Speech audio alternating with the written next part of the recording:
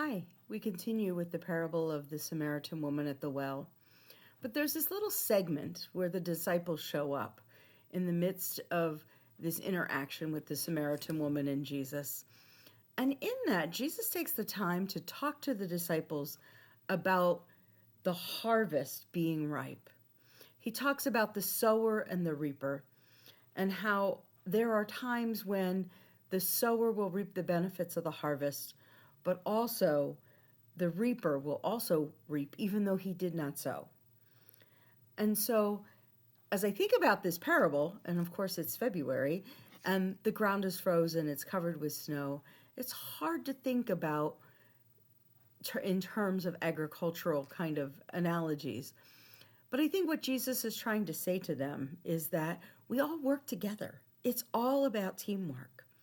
There'll be times when you'll be going out and you'll be sowing the seeds of things that you will never see come to harvest. You will never see come to fruition.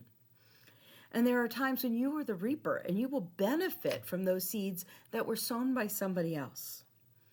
And there are times when we can be both. We can be the sower and the reaper.